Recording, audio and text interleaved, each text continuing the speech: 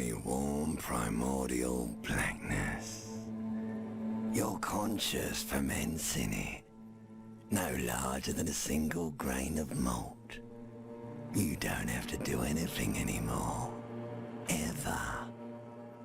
Never, ever. Never, ever, ever, baby.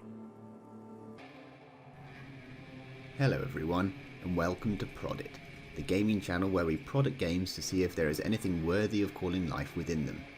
On this episode, we are taking a look at the exquisitely surreal Disco Elysium, the RPG adventure game where you play as a detective and are free to become a hero or an absolute disaster of a human being.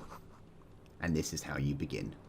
Half naked, sprawled on the floor of your hotel room after embarking on a night of self-destructive drinking of apocalyptic proportions.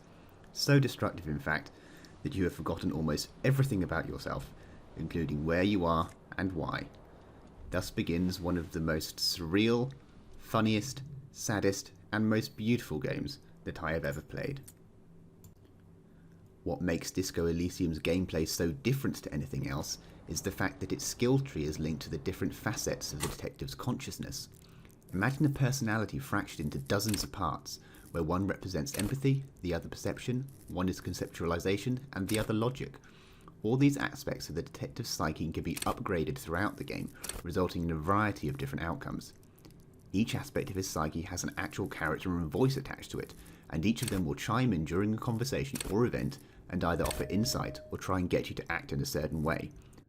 Such is his limbic system, that attempts to explain what his existence in the world amounts to.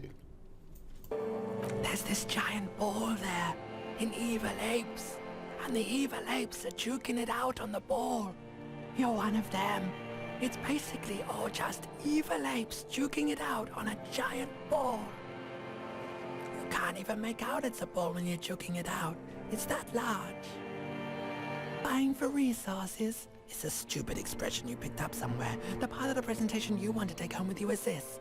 You have to beat the other evil apes in the face, or you lose. These differing aspects of psyche are often at conflict with one another and argue amongst themselves as the poor detective struggles to keep hold of his sanity.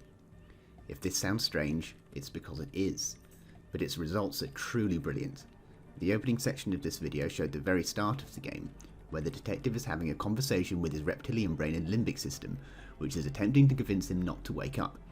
Indeed, the first time I played this game, I woke him up, turned on the light too quickly, and he was so fragile that the shock of the light literally gave my character a heart attack and killed him. You have a certain amount of lives, both in health and morale, that can vary in number throughout the game. If you lose all lives in either health or morale, then you suffer a heart attack and die. So you have to be careful.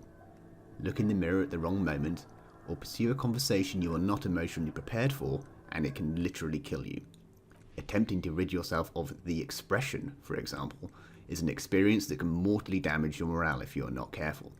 The expression is simply an expression that your character feels compelled to make, his features twisted into a grotesque facsimile of happiness, and no matter how much he tries, he cannot get himself to stop making it.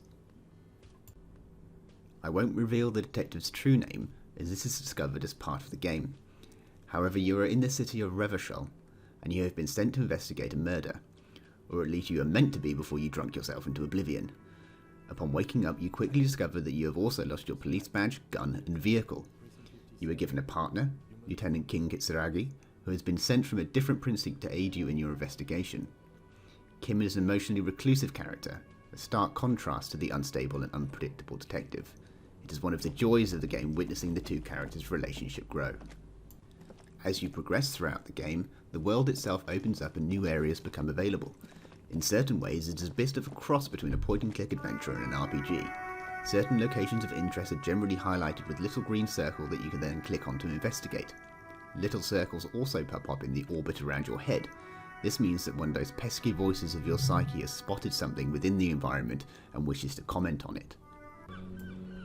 The city of Revachol itself exists within the world of Elysium, which is made up of isolas, islands of sorts, that are separated by the Pale, a mysterious connective tissue within which the laws of reality begin to break down. The pale can be crossed, but prolonged exposure can cause mental instability. There is of course a main quest that follows the investigation into the murder of a man whose body remains hanging from a tree days after he has been killed, bloated, rotting and stinking out the backlot of the Whirling Rags Motel and Bar. But there are also a load of interesting and bizarre side quests, such as the quest to find out what the door leads to in the kitchen, even though it has no bearing on the investigation, much to the annoyance of your partner Kim. You just need to know. Or the side quest to paint a brand new epic mural on the side of a building, or capture mythic insects that nobody believes actually exist. One of my favourite quests involved discovering a man who was so wealthy that he bent the light around himself into some form of financial event horizon. The history and lore of this game is second to none. The developers based the game upon one that they had developed over a period of a decade throughout their own D&D games, and it shows. The entire world is thematically and conceptually consistent, right down to the minute details, from the stunning artwork to the evocative music and its musings on politics and philosophy. Amongst all of this is nestled a wicked and brilliant sense of humour. Much of it arises out of your partner Kim's sarcastic and weary responses to your own never-ending bullcrap. I have genuinely not laughed as much as I did playing this game in a long time. At one point, due to spending points on the Inland Empire aspect of my psyche that expands your imagination, I ended up having an ongoing and ridiculous argument with my horrific necktie, whose sole purpose appeared to be to try and convince me to hang myself with it. The necktie then proceeded to chime in during conversations to berate and belittle me, which led to an ultimate showdown between man and necktie, where a final decision had to be made. This is not a game that holds your hand, and it is so refreshing to come across a game that doesn't treat the player as though they were a child. It expects you to be intelligent, inquisitive, and experimental. It is what it is, wholly and unashamedly. It won't be for everyone, but for those it is for, this is a once-in-a-generation type game, and it is a work of art.